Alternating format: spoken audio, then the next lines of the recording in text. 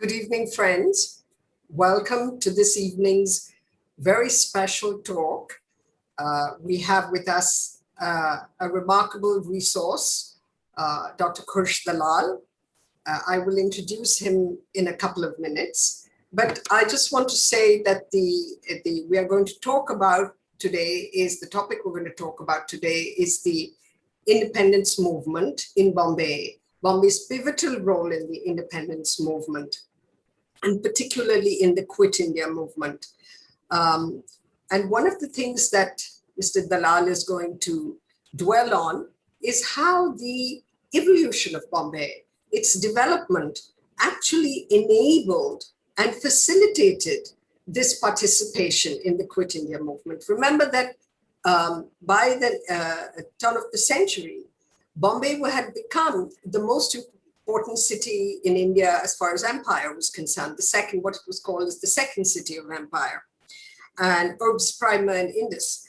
And Bombay actually was the breeding ground for some very important leaders of the independence movement. Dadabhai Naoroji was the Congress president for thrice. Then we had Lokmanya Tilak, Yusuf Meher Ali, Sardar Patel came, and he wasn't from here, but he spent a lot of time in Bombay.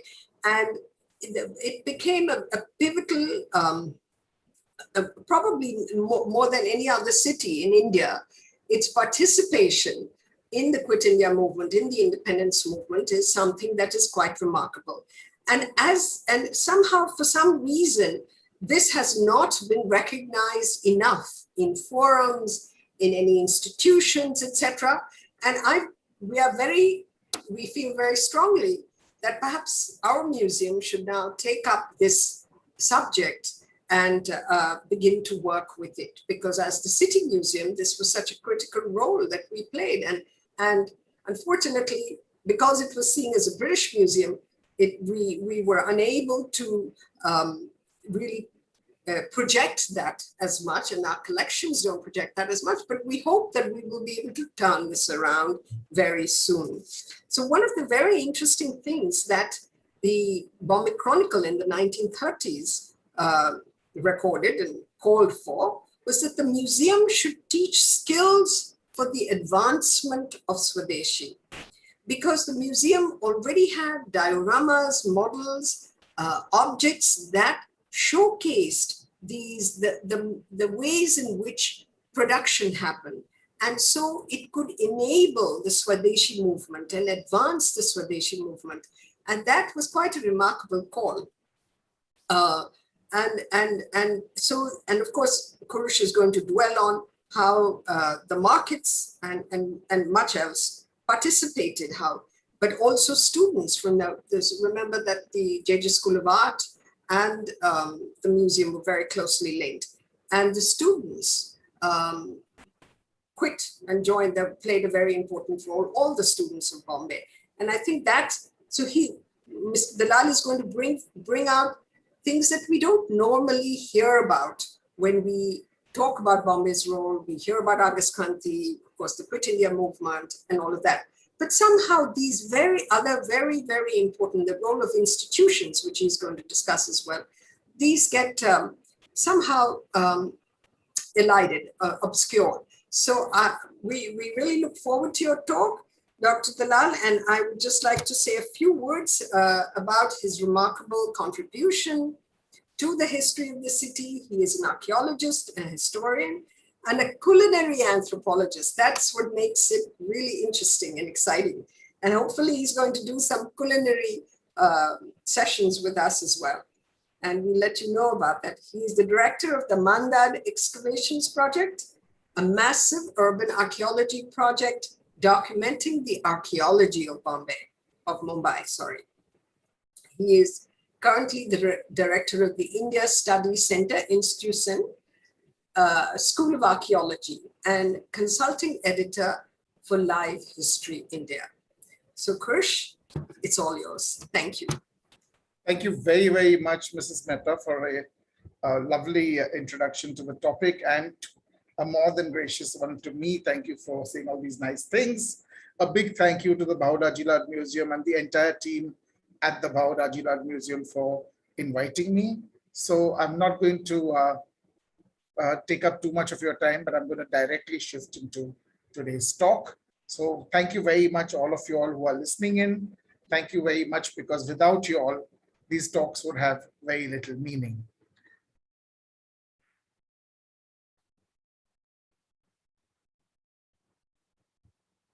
So I'm going to be using the terms Mumbai and Bombay very interchangeably.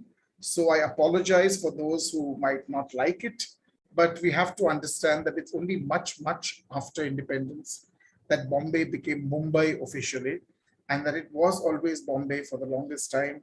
It was Bombay to the Hindi speakers, always Mumbai to the Gujarati and Marathi speakers, and Bombay to us Anglophobes and English language speakers. There are 10 specific events, according to me. If you want to look at it in a nutshell in an hour, there are 10 specific events that put 10 nails into the coffin of the British Empire, which were all 10 manufactured one way or the other in the city of Mumbai. So independence for India from the British colonial empire happened because of these 10 events that Mumbai engineered. This was Mumbai's contribution. So what you have to understand is that we all know this story, so I'm not going to spend more than a minute or so on it, that in 1661 AD, a very, very beleaguered Charles II came to the throne of England. His father had actually lost his head. Yes, physically lost his head. Charles I was beheaded. Oliver Cromwell became dictator and protector of England. And he did a really horrible thing. He gave all the money in the treasury away to the people, one way or the other. As a result of which, Charles inherited a completely and totally bankrupt treasury as far as the crown was concerned. His only way of getting forward was to make a really good marriage. He married the daughter of the King of Portugal. History is very unkind to her and says that Catherine of Braganza was an incredibly dowdy looking woman, and nobody really wanted to marry her. And her father had kept increasing the infanta's dowry every year to no avail. And this was the best match that Charles could make. One of the things that was thrown into Catherine of Braganza's dowry was this little set of islands called Bombay, and they all became part and parcel of this dowry and were given to the king. The king, on the other hand, had no clue what he was going to do with them, and he promptly transferred them for the enormous sum of 10 pounds per annum to the East India Company in 1661. And this is one of the pivotal events that created the city of Mumbai. What you have to understand is Mumbai was a small collection of decrepit, semi-urban, more or less rural setup consisting of coolies, agris, bandaris, very happy, growing their rice and their coconuts, fishing over there. And that was about it till the Portuguese came in the 16th century. By 1550, the Portuguese had taken over all the islands and were very, very securely in charge of Mumbai, mainly due to its harbor and its fresh water. They didn't really see much development here, and they quickly gave it away on lease. When the British actually came here to take control of Bombay, the Portuguese refused to let them have Bombay for the longest time. And the first governor appointed by the British actually died. Yes, he actually died sitting in his ship off the coast of Bombay, looking at the Bombay he was supposed to be governor of without ever landing on it. Ultimately, the Portuguese were forced to hand over, the Portuguese in Bombay were forced to hand over the islands, and the British started a small trading station and a port over here. It wasn't really much to start off with. The second great historical event that shaped the city of Bombay was a very unintentional series of events. The Maratha ruler Chhatrapati Shivaji Maharaj sacked Surat twice in 1664 and 1670. You have to understand this slightly in context. Surat was the most important Mughal port of all time. All the Mughal trade that happened by sea, if at all, any of the people visiting the Mughal potentates by the sea route from Europe, and all of those people going from Hajj all used the port at Surat. So Surat was a critically important port. It was a heavily silted port on the Tapi River, and it was at least 15 kilometers upstream and a very, very dangerous port. It was also incredibly rich. And by incredibly rich, I mean incredibly rich. It was the private Jaagir of the Empress of India during Shah Jahan's time, and then of her daughter after her death. Tremendous amounts of goods and monies flowed into the Mughal Empire, and they all flowed in via Surat. And when Shivaji Maharaj required funds, he raided Surat and held Surat to ransom. These two events triggered off a very, very interesting domino effect. The British realized that Surat was not the best port for them to do business out of any longer, and that all the business that they were doing was not really worth the kind of huge monies that they had to give to the Marathas to keep their factories from being destroyed. Just a little south of Surat, barely 200 kilometers south, was this island holding of Mumbai, and Bombay was perfect for setting up the same enterprise that they were setting up in Surat. In fact, it was in their control. It was a complete island. There was no land to attack from, and therefore it was a perfect situation. So the British moved themselves lock, stock, and barrel in the 1670s and 1680s to Mumbai, and they made a series of very interesting treaties with Shivaji Maharaj. Mumbai grew systematically throughout the 17th century, the end of the 17th century and into the 18th century, but it grew as a port and not as a terribly important city. The explosion took place at the end of the 18th and into the 19th centuries with the arrival of the Industrial Revolution. So the Industrial Revolution from 1820 to 1840 had an enormous impact on the city of Mumbai, and a series of reforms of this Industrial Revolution taking place far away in Western Europe was felt hammering itself away at the city of Mumbai. So a lot of very, very interesting things happened at this time. A lot of factories were created, goods were being mass produced, and there was an enormous hunger for raw material. The biggest place for this raw material to come from for the British Empire was the Indian Dominion that they had, and Mumbai was the closest port that they had to Western Europe, and the development of Mumbai suddenly took off at a phenomenal rate.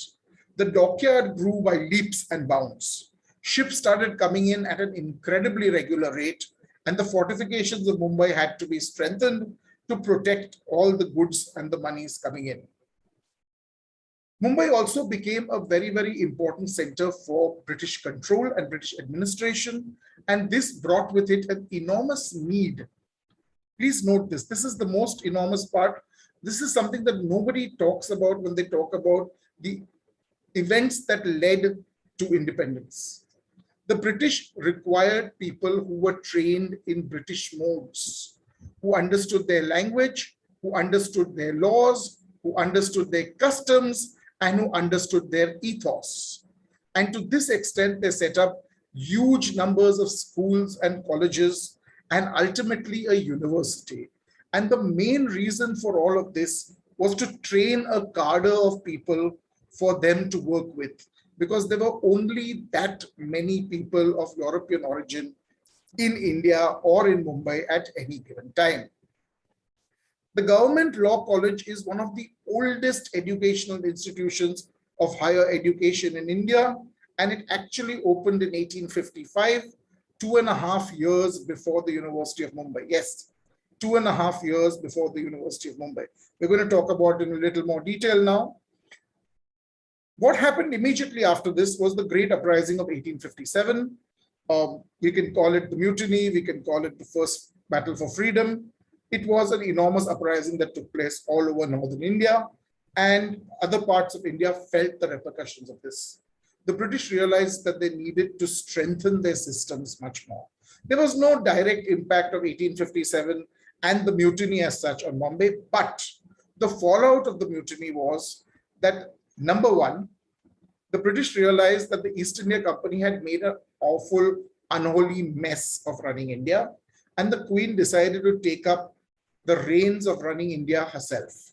In 1858, all over India and on the town hall, the very town hall where the Asiatic Society is today, on those steps, the town crier of Mumbai cried out the Queen's proclamation, and India actually became part of the British Empire. Till then, we were part of a multinational company's holdings, the East India Company. Yes, British rule in India actually started directly and officially in 1858. And as part of the remedial measures that the British government took, two of them were setting up of universities. And these universities included the universities of Mumbai, Calcutta, and the Deccan College in Pune. And all of these were set up to educate the natives, as we were called, and to make the natives more friendly towards the British by bringing them within the fold. This was part of what was considered the great white man's burden. You see, they had to civilize us. And this attempt at civilizing us was perhaps their greatest undoing, as we shall see in a bit.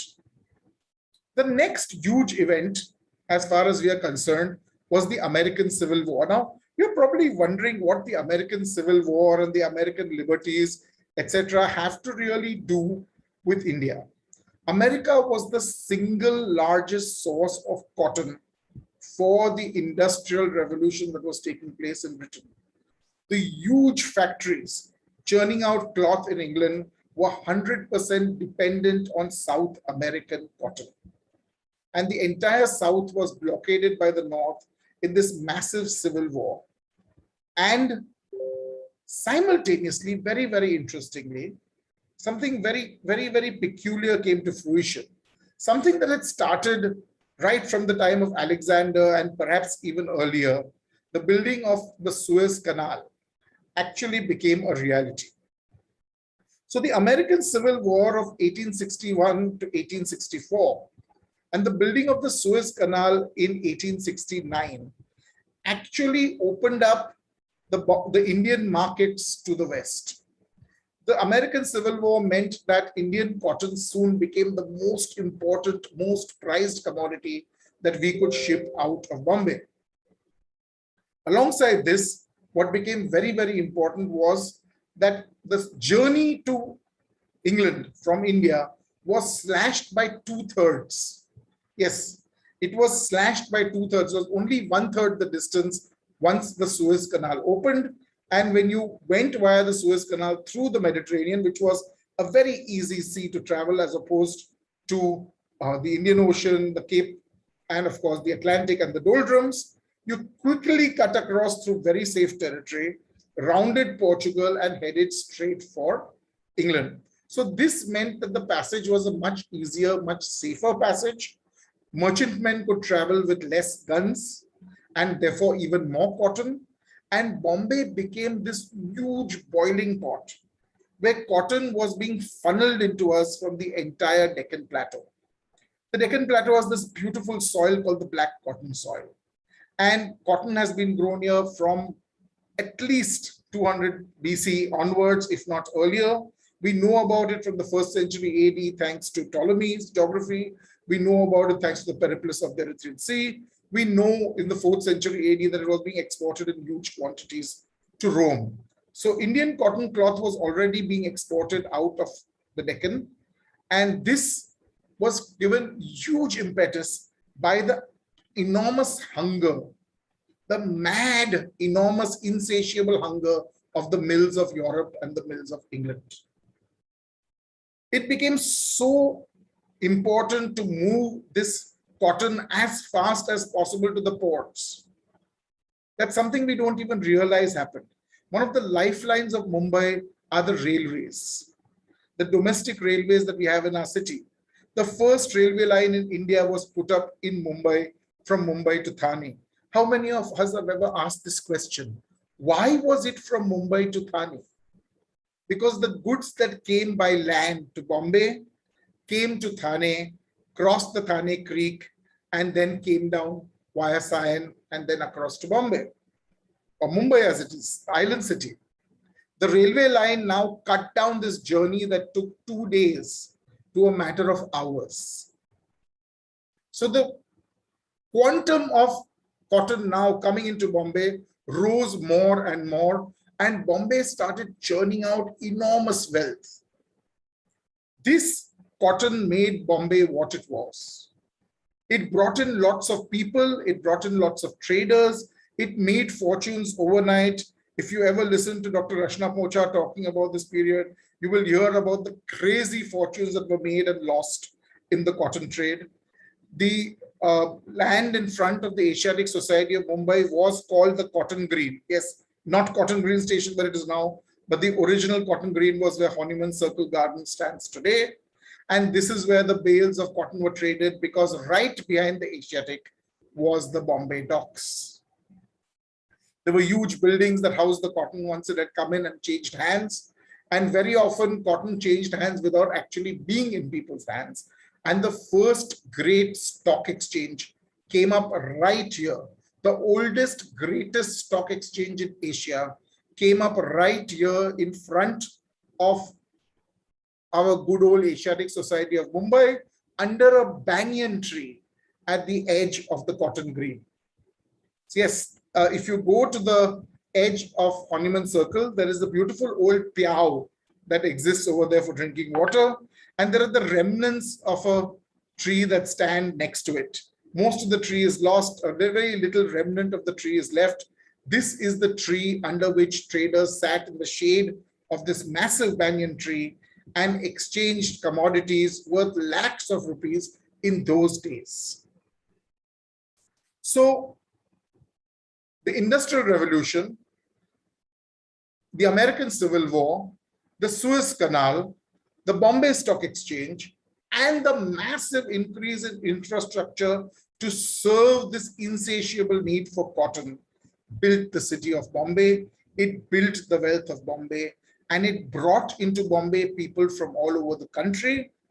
Parsis, Jews, Marwadis, Maharashtrians, Gujaratis, Banyas, all of them flocked into the city of Mumbai in huge quantities, and the people who needed to back them up in the secondary services that they required also came in. So an enormous number of artisans started pouring into Bombay, and people realized very soon that if they added value to this cotton, this was even better.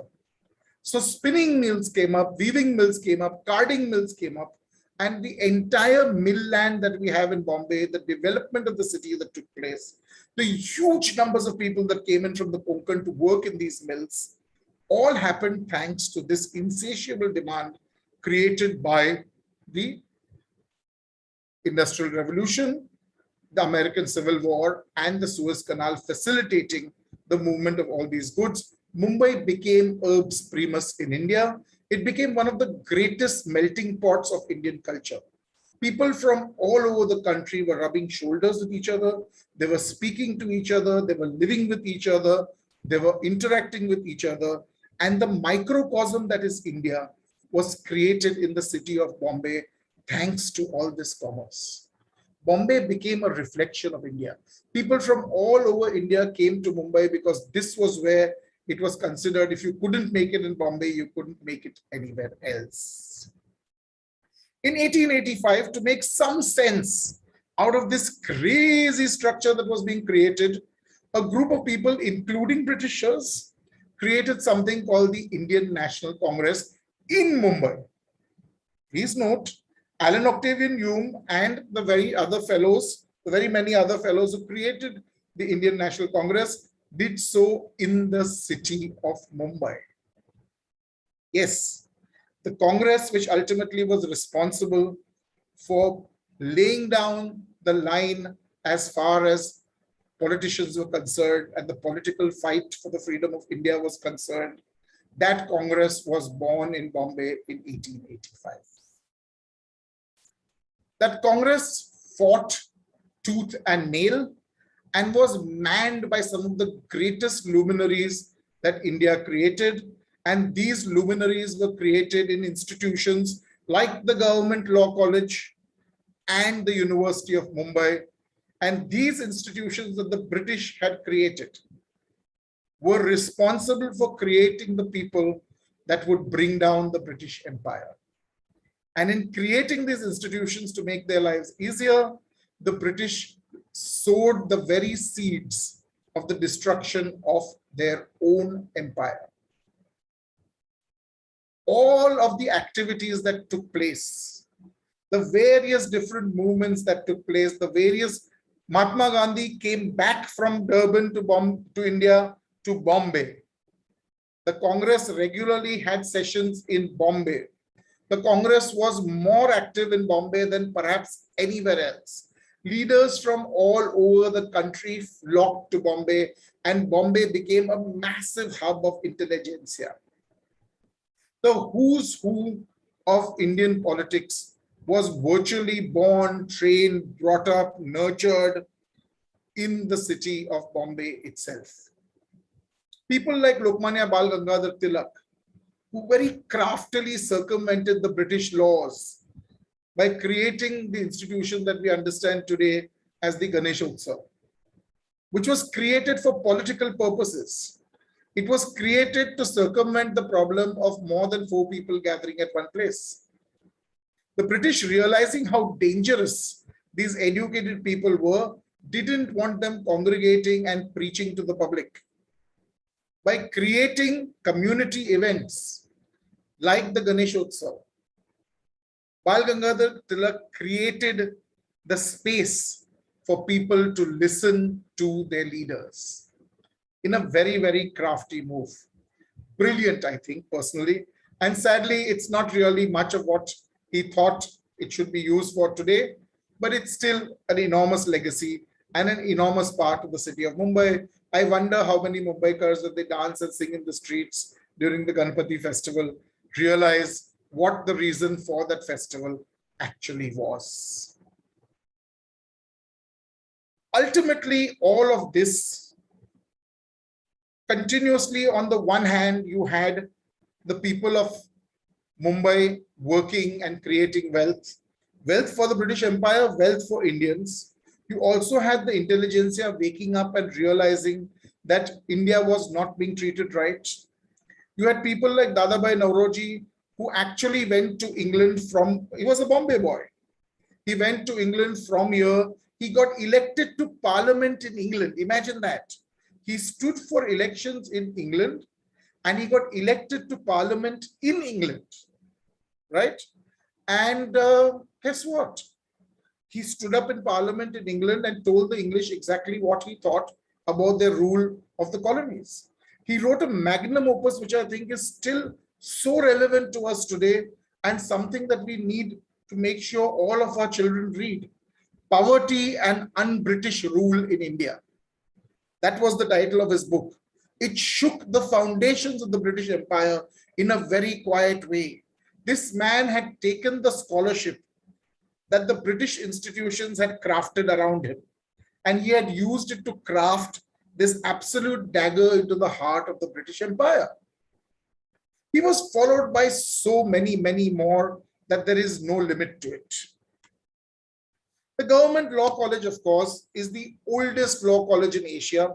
All things in Bombay are the best, the finest, the greatest, the oldest, dating even before the University of Mumbai, and enjoys a very, very preeminent position.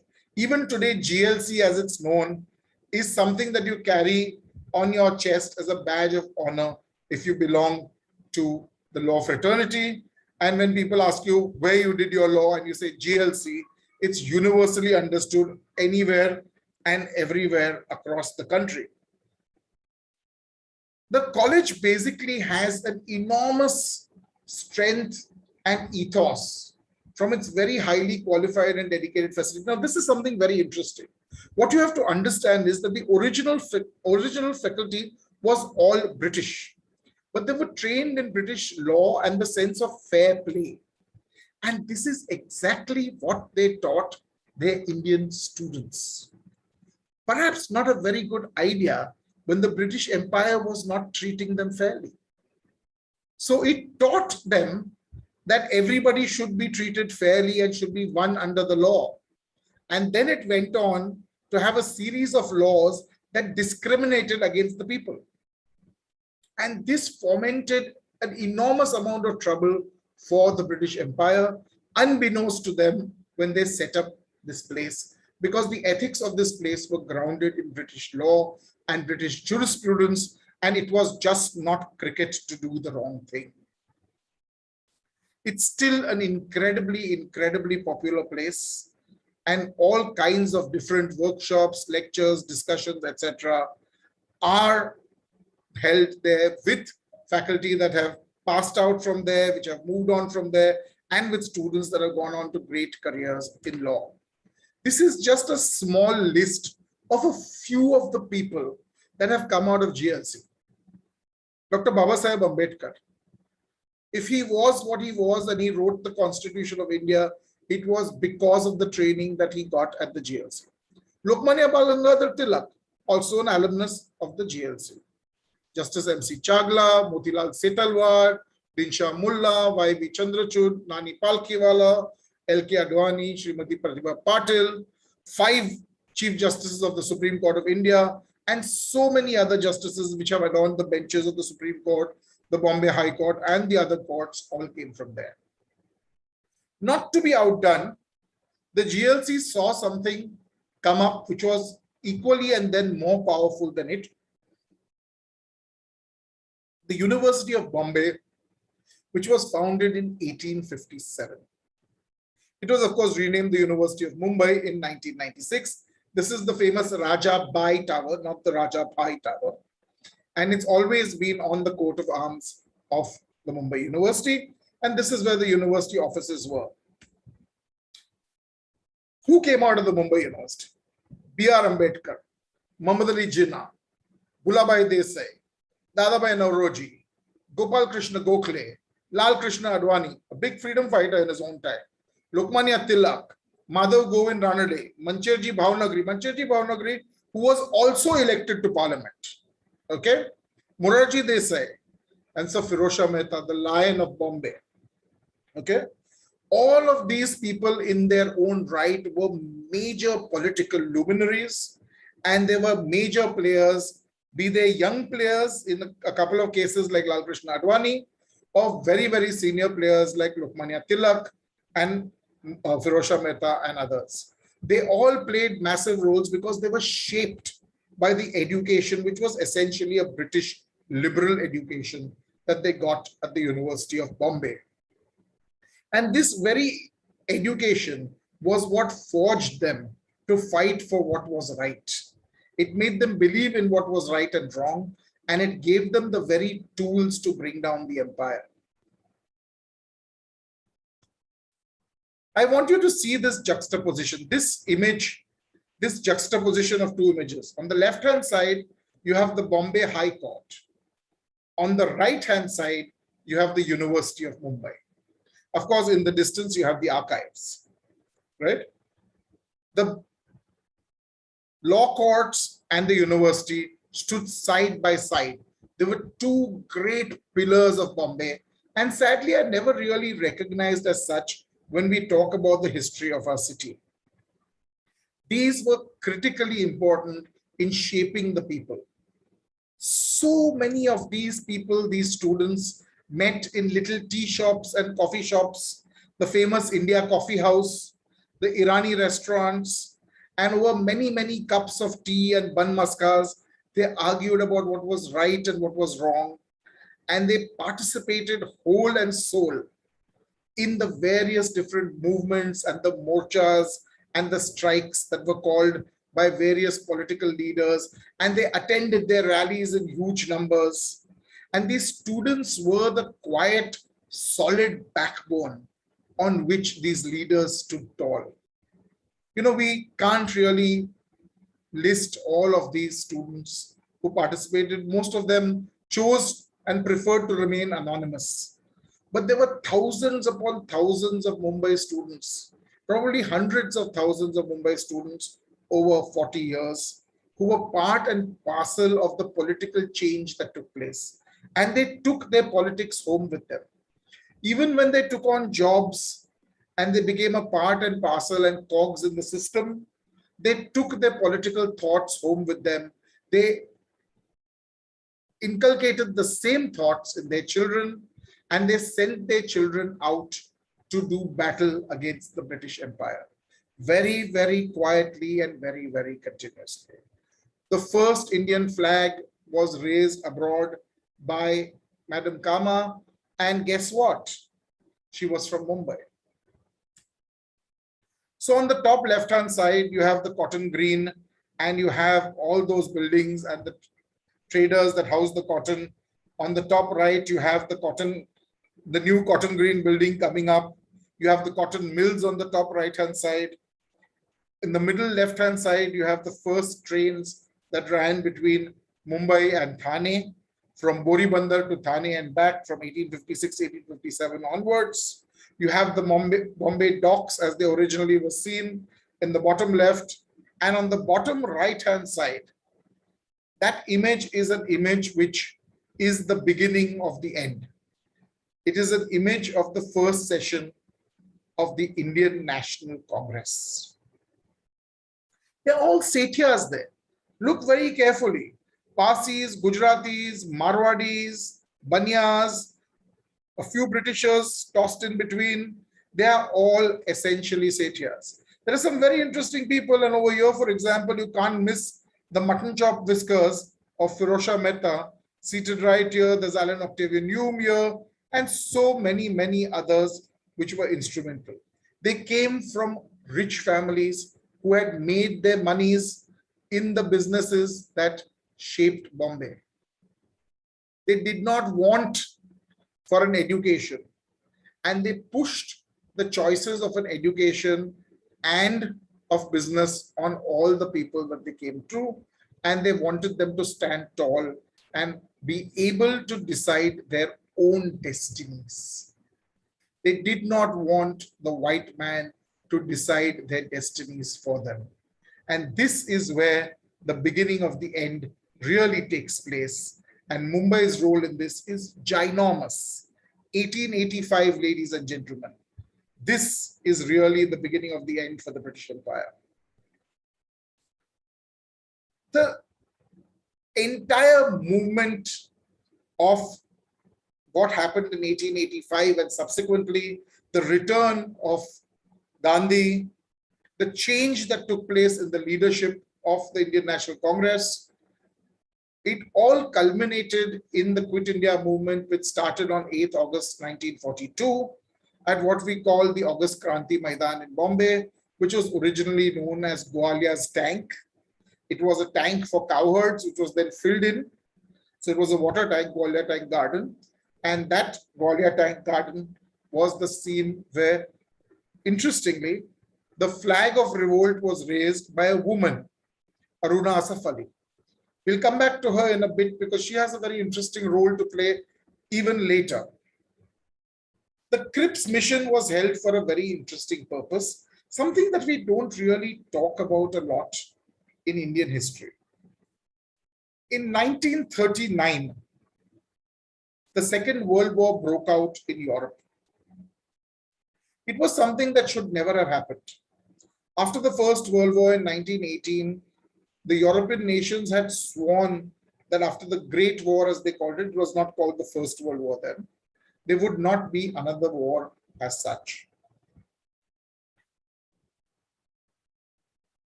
Chamberlain proudly declared that he had made peace with Hitler, even though Hitler had swallowed Czechoslovakia. And he came back waving a document to England saying that he had garnered 100 years of peace. Within days of this documentation, the Luftwaffe bombed Poland, and in September of 1939, England was at war. It was what is very often called the phony war. Nobody quite knew what to do. Interestingly, Hitler wanted Britain to surrender to him. He did not want to beat Britain down. He wanted Britain to surrender to him. He carried out the Blitz through Europe. And it's called the Blitz for a certain reason. They just tore through Europe like a hot knife through butter. Spain was neutral. They immediately put their hands up. France, Belgium, Denmark, Luxembourg, they all fell like 9 pins. The Balkans were in a complete disarray, and very, very soon, the British and the French were withdrawing at Dunkirk. The British realized that without the Indian Empire, they would not win the war. The reason for the Cripps mission, which is sadly not really detailed in our history books, was to convince Gandhi to bring the Indian nation to back Britain in the war. By now, the freedom movement had ensured its importance, it has ensured its might, it had made very clear the kind of motivation it could give to the people, and the British government realized that without India and the Indian National Congress, it was impossible for them to pull this off. The Cripps mission was specifically to make a deal. Sadly, we fumbled the deal slightly, and this is something that is bitterly true that we have to admit. Mohandas Karamchand Gandhi made it very clear that it was all or nothing. Purna Swaraj, complete and total independence was the call that he gave Cripps. Cripps was not willing to go that far. He did not have the brief to go that far. He was willing to give us self-rule. He was willing to give us almost everything but control over the army, control over foreign policy, and control over the exchequer. And Gandhi wasn't taking that kind of an answer back. So Gandhi made it very, very clear that this was not going to be good enough. Now you have to understand two things here, once again, which is very, very critical to understanding this in the city of Mumbai, which again, the history textbooks don't really tell you.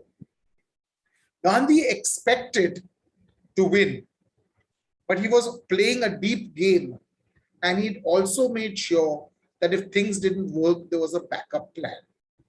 This backup plan was the Quit India movement. It would not have needed to be activated if Cripps had given him what he wanted. But if Cripps didn't give him what he wanted, he was going to oppose the war and tell the British to quit India and give the famous slogan, Karenge ya marenge, do or die. Gandhi wasn't wrong in thinking that things could fail. Gandhi didn't think of how catastrophically they could fail, and we'll talk about that also. Aruna Asaf Ali raised the flag, and the do or die call went out all over India from Bombay on the 8th of August.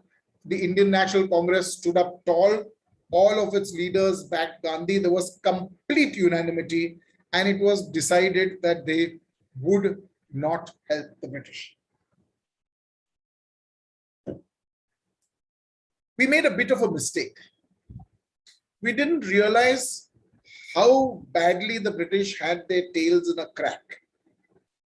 We just didn't realize how badly this ginormous British Empire was quaking in its boots at what was happening in Europe, and how scared they were and how frantic they were. You see, we were just used to the heavy hand of empire. We didn't believe that the empire could fall, that it was so weak. This was slightly to be a reckoning, well, that was uncertain. The British swooped down. You see, they also had a backup plan in place if the Cripps mission did not fail, did not come through. Gandhi knew what would happen. And this is the genius that was Mohandas Karamchand Gandhi. He knew that on the first day itself of the Quit India movement, the British would start rounding up the entire first echelon of leaders of the Indian National Congress. And because of the entire policy of ahimsa, etc., all of them were willingly arrested. He had created an entire second tier who would automatically take up in smaller units the moment the first echelon was taken.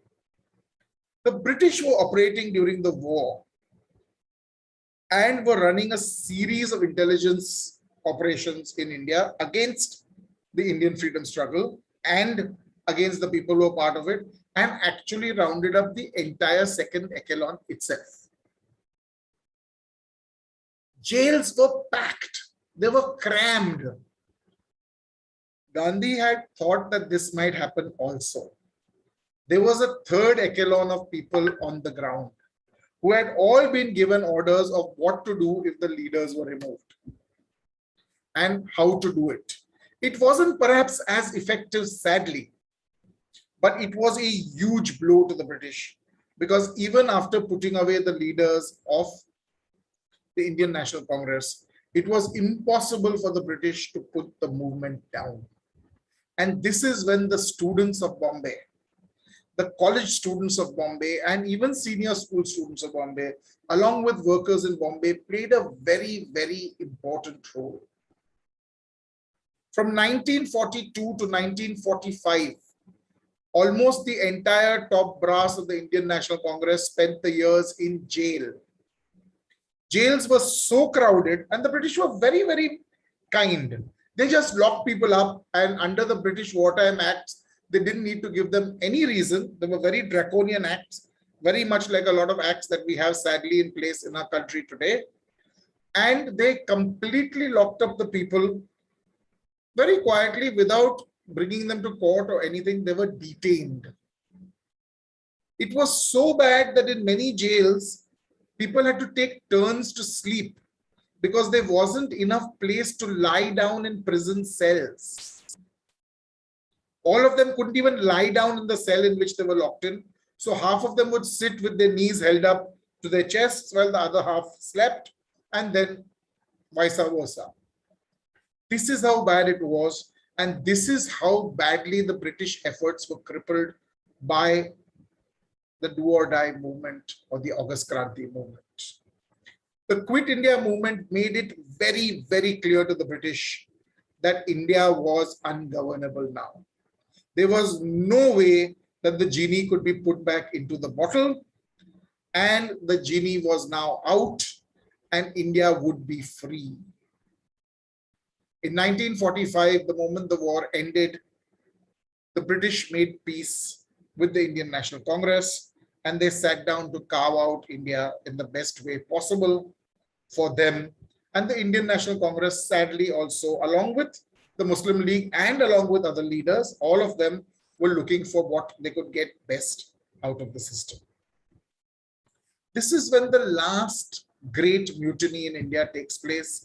And this is something that is sadly rarely ever referred to in the history books of our country.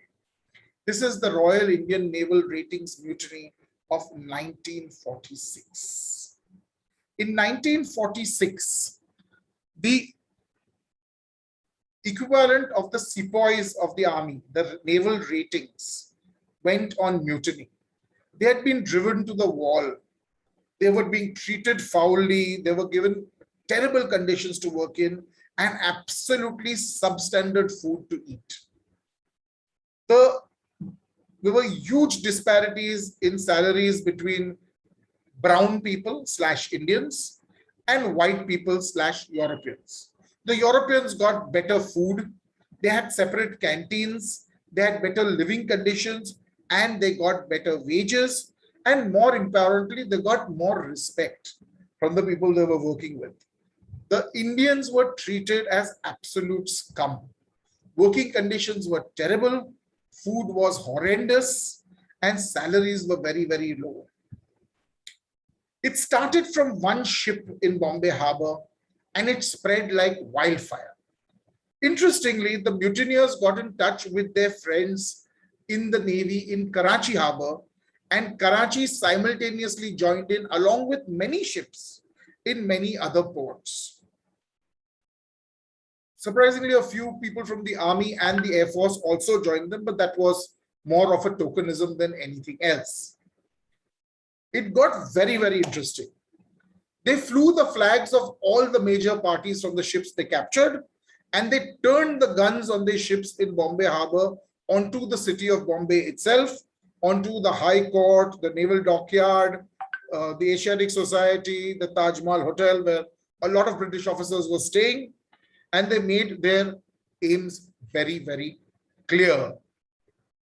They were not looking at any single party. They were looking at one India. There were people from all over India in the Navy, and they were really making a call for India and Indians to take to the streets.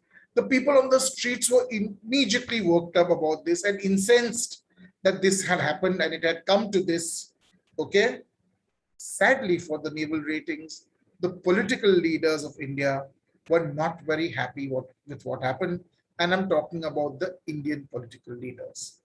Things were in a very bad way as far as the British were concerned. The British admiral in charge of the fleet, I think his name was Auchinleck, if I'm not wrong, was on his way to Delhi.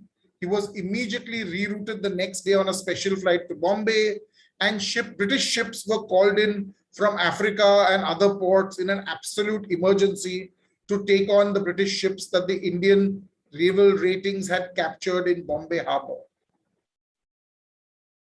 As I said, sadly, the people who should have stood by them and who should have benefited again from this realized that their benefits were in making peace with the British. Gandhi, with his concept of ahimsa, very, very firmly said that he was completely against the violence that the Indian naval ratings had resorted to, and that this was not happening for him at all. The Indian National Congress sent Vallabhbhai Patel to talk to them. The mutiny lasted 4 days. There were 4 full days of mutiny. On the 5th day, sadly, the mutiny came to an end. There had been police firing, small arms, machine guns were opened up. There was rioting at the other circle. There was rioting in the streets of Colaba, and more than 70 people, officially 70 people, lost their lives according to the records. Sadly, as I said, their cause was doomed from the very start. B.C. Dutt, who's written a very, very beautiful work on this called Mutiny of the Innocence, published in 1971, very, very aptly says, we had our battleship Potemkin, but no Eisenstein. There was nobody to talk for us. There was nobody to tell our story long after our story was over.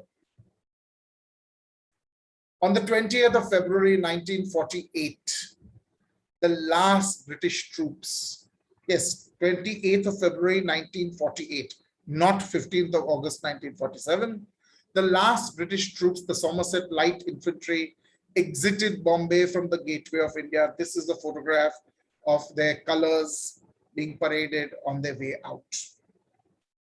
And India, which had become a broken, battered, bleeding nation on the 15th of August, 1947, was finally more or less free of the British, with the exception of the Governor General, and things were very well on their way to being handed over. What you have to understand is that there are a few points that need to be made. The Indian independence struggle was bankrolled by money. See, ultimately, it costs money to do anything. Okay? It was bankrolled by the merchant class. And nowhere was the merchant class as powerful as they were in Mumbai. Understand this. All of what Gandhiji did, most of it was bankrolled by Jamnalal Bajaj himself. And Jamnalal Bajaj went to jail for Gandhiji. Okay? And Jamnalal Bajaj simultaneously had an enormous business empire of his own, which was thanks to the urbanization and the economization of the British state. The very English education system with its set of ethics played an enormous role. You know, it educated the natives, it created weapons instead of creating tools. And the British didn't realize that the values of fair play, honesty, freedom, and liberty were what the Indians would then desire for themselves. There are so many interesting adaptations. You know, when I think of the Baudajilat Museum, and I think of all the things that are on display over there, there are so many beautiful displays of the fabrics of India. And very few people ever talk about the design impact of the independence movement on clothing. You know, the adoption of khadi, its associated paraphernalia, and the revival of so many different weaves in India became possible because of the Indian freedom movement and the adoption of Swadeshi and khadi. Something that we had Mrs. Mehta talk to us about in the beginning, the entire call for Swadeshi that is there in the Bombay Chronicle.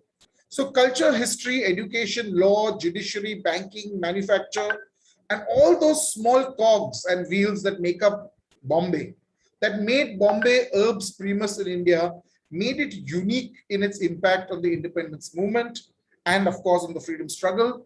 And we played in many ways a quiet role, a role of being at the right time, at the right place in ensuring that our country got the freedom it deserved.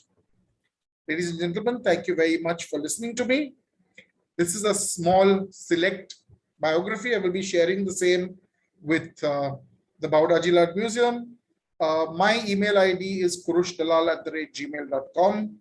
I'm also on Instagram @Kurush Dalal. That's KURUSHDALAL. I will be happy to share it with you if you get in touch with me. So a big thank you to all of y'all. A big thank you to the Baudaji Art Museum and Mrs. Mehta, Ruta, Ruchika, and all of them who are there for making this happen. Jai Hind. So one of the questions that has been asked by I think Adil Mehta in the YouTube chat is Adil says, was cotton not easily available from Egypt at the time of the American Civil War? So cotton in the kind of quantities that was required by the British was not available in Egypt. The Egyptian cotton was also slightly different from the American cotton and the Indian cotton, and was a longer staple as far as I remember, and was therefore a little more difficult to process in machines. Okay. Sorry, please go ahead. The back end had not unmuted me. Sorry about that little glitch. But please go ahead, answer that. So, like as I said, there was just not enough bulk, Adil, coming in from Egypt to make the difference. So can I, please, ma'am. May I ask a question? So one of the things about the Cripps mission, which you said, Kurush, was that Gandhiji made a mistake. I thought that the British government had actually played a kind of double game. The provincial governments, which had mostly the Indian Congress in power, because that was some of the concessions that had been made, allowing elections to happen, and that the British government took an arbitrary decision to say that India will support the Allied powers without consulting the Indians. And that was, I think, prior to the Cripps mission. So there was this double game being played by the British. On the one hand, they were trying to soften Gandhiji and often, and the other hand, the local people, the local governments were being quite draconian in the way that they were handling the situation. What is your comment on that? So you see, the British basically were in a very, very, very, very terrible situation. I mean, you have to really study the Second World War at this point in 1941 to realize how badly off the British were. You know, if there had been large-scale rioting in India, if we hadn't had peaceful protest, the complete lack of participation by India would have broken the backs of the British, and the war would have been a very different story. What we don't realize is keeping the Suez Canal open kept funneling troops, ammunition in one direction, and the wounded and the injured back in the other direction. The CSMVS building, you know, yes, which is the Prince of Wales Museum, was actually a hospital. Yeah. You know, mildly wounded people were being sent to Nasik and Devlali by train, straight off the ships. The emergency evacuations were continuously on of the wounded. Right. And Montgomery would not have been able to stop Rommel at El Amin and at Tobruk had it not been for his supply lines from India being intact. You see, what broke the backs of the, we keep talking about what broke the backs of the Axis was their supply lines being damaged by the British. But we never talk about how the British supply lines were kept intact by India. And it was India funneling out fuel and funneling out people and just warm bodies. If you look at the battle plan of El Alamein, the number of Indian troops that were part of it are never talked about. You see, Indians died in their thousands to defend Britain. And Cripps had been sent with an entire set of portfolios. So he was working with, Leopold Amery, who was the Secretary of State for India. He was also working with Linlithgow, who was then Lord Linlithgow, who was, as such, the Governor General of India. And what he was doing was he was playing to the provincial governments, he was playing to the princely states, he was playing to the Indian National Congress, and he was also fomenting trouble. You see, there were so many people involved, like C.P. Ramaswamy Iyer, Babasaheb Ambedkar, and they played a different game with Ambedkar and convinced Ambedkar to back them. That's right. And Ambedkar honestly felt that they would have been better off backing. Quite right. Quite right. The So British. they did this whole. They played with the Muslim League. They played with Ambedkar, as you said. They played with a lot of the senior Parsi business people. They gave them lots of stops. They didn't want a lot of the Parsi business houses. That's why Jamnalal Bajaj is quite unique, because he didn't go for that. So they were trying to divide the tried people. very hard, but the Parsi business houses felt that they were there to profit from this. Yeah. So several of the Parsi backed them, and you're right. Ambedkar was very critical of Gandhiji. So this was a game the British were playing. This Cripps mission is a very kind of, Gandhiji. It was a different kind of mission. The mission was not peace. Yeah. Yes, absolutely. So, will you talk a little bit also about the Swadeshi markets? I think that is a very important part of Bombay, a little bit earlier than the Quit India movement, about how the local people on the street, how they came out, they burnt the goods, they refused to make foreign goods. That Swadeshi, the call, of course, happened in Kolkata, but that Bombay was really a key place, because Bombay was the mercantile hub of India. And so the rejection of Swadeshi, whole streets and whole markets, and they made bonfires. So do you sort of want to comment on that? What was very interesting was the Swadeshi movement honestly, I personally, it tears me up inside when they were burning books. Because, as an academic, any kind of book is a book. You don't burn them. But at the same time, the fact that this whole cry was the burning of the books and the burning of the clothes was more symbolic. It wasn't that everybody burnt all their clothes. The idea was people should now turn to made in India for people in India. And it was a huge movement, because people from very, very big families, money families, all made Swadeshi their thing. And you have some of the biggest,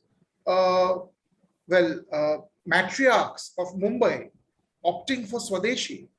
And this was a very quiet revolution in its own way. Again, something that is very, very little talked about, as to how the women of Bombay pushed for this Swadeshi, and they backed Swadeshi in their own right. And they talked about buying local. We talk a lot about it today, about making local and buying local, and we've got this whole Make in India thing going on. That's exactly what the Swadeshi movement was. Yes. Gandhiji's Swadeshi movement was all about Make in India. Yeah. So, it goes back much, much beyond anything else. Yeah, and that's where the museum, in fact, the call for the museum to participate happened, was really to become a center for skilling a lot of the local people. Because what had also happened in the process of bringing in all these foreign goods, of course, there were skewed laws, as you know, regulations that made it very difficult and disabled a lot of running enterprises, because they wanted the foreign goods to come in, they wanted the British goods to come in and to sell here. So they created laws that would disable the local production houses. And so this way of reskilling, of bringing back those skills which had degenerated. Then they got into this fact that, oh, the skills have degenerated, but they never looked at what they did. The laws that actually created the de-skilling. So, and then there was, so this call for the museum to participate was a very important thing. And we have not come across any research actually of the museum in all our archives of actually perhaps conducting classes, etc., or taking part. But remember, the museum at that point there was an Indian curator, but just prior to him there was a British curator, but it was still very much under the municipal corporation, so they were governed by Britishers in a sense. But one of the very interesting factors, I mean, Bombay contributed in ways industrially, as you are saying, I mean, this is something the museum, it is part of the museum's directive. But one of the things that Bombay was responsible for was in trying to make India independent in the fields of steel production, iron and steel production. Iron and steel was being brought into India. It was being imported to India. And one good Bombay boy, J.N. Tata, was ultimately responsible for creating Tata Steel. He went down to Pittsburgh to figure out how the steel mills were run. He poached one of their top surveyors to come down to India and to locate the seams that he did in what is today's Jharkhand.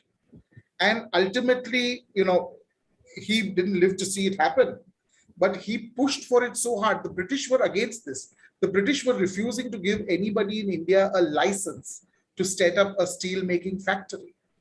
But he fought this tooth and nail all the way, again and again and again. And very few people ever talk about this contribution. This was an enormous sense of nationalism that he had.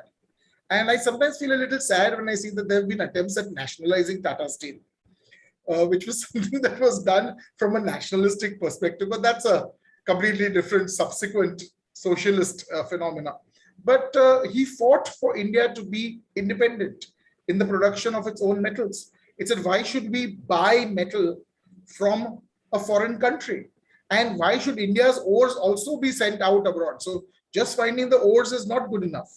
Just finding cotton is not good enough. Very few people know that the first fully mechanized European style spinning and weaving mill was set up in Nagpur by the Tatas. And it was air conditioned back then.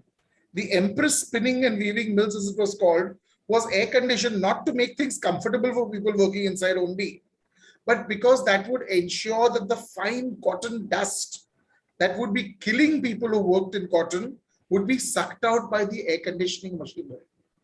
So, things like this that were being thought up by people from Bombay because they were educated enough. They had access to the latest data. They had access to magazines. I mean, today the internet, makes all this redundant, but at a time when the first magazines and books came to Bombay by ship, the libraries of Bombay played an important role. I was told very categorically, and I would love to find out if anybody has done research on this, that the JJ school students actually made placards for the Quit India movement. I'm sure they did. That they were using their art talents to make placards. Yes. I'm sure they did, because there are in some of the autobiographies, there are comments about how students did not come to work, that they felt very strongly that they joined the movement. And it's very possible that they actually did also paint these placards. So I think there is one question here. Where was the Government Law College, as GLC was called, before its present location at Churchgate, Elphinstone? By Adil. Where was the GLC first? Was it always here? Where was the GLC located? The GLC was not always there because a lot of that was reclaimed. So it couldn't have always been there. Yeah. Okay. That said, trying to remember if the Government Law College was also at the Elphinstone College for some time. But I definitely need to do a little homework on this and get back to you, Adil, on this. So I have no shame in saying that I don't know. But that's a very good question as to where the GLC was. There's a beautiful book on the judiciary in Bombay. I mean, I should get my claws onto that one when the Asiatic opens again. I think I've listed it in my series of books. So thank you, Kurush, Dr. Dalal. I think I'll call you Kurush. Please do. Please do, thank you for a really delightful talk and taking us through this history in a capsule, but which reveals so much about Bombay's really critical role in the independence movement. It's something that you're absolutely right that doesn't get discussed often enough. Every August 15th, somebody or the other will in the newspapers will talk about it, and then it's forgotten again. But this is something that is we need to, I think a permanent place for this information that we can share with our students and with our community in Bombay. Ma'am, one of the very interesting things that few people know about is that one of the first flag raisings that takes place in Bombay every year with the chief minister and others in attendance is at the High Court. It's on the High Court lawns that the flag is raised first, and then other flags are raised all over the city. So I was very lucky to participate in one of these functions many years ago. And very, very erudite speakers who remembered 1947, I'm talking about a good 30 years ago, and who were still around, speak about it, So the link between the judiciary upholding the values of the Constitution is something that goes back to Bombay, and it goes back to the setting up of the government law college. You're absolutely right, absolutely, which is so important and continues to be very important for India today. On that note of hope and positivity, thank you very much, and thank you to all our audience for participating. And please do stay in touch with us on our social media platforms. All the information about our latest events and our talks is there. And we look forward to welcoming you again. Thank you. Thank you very much, everybody. Goodbye. Thank you.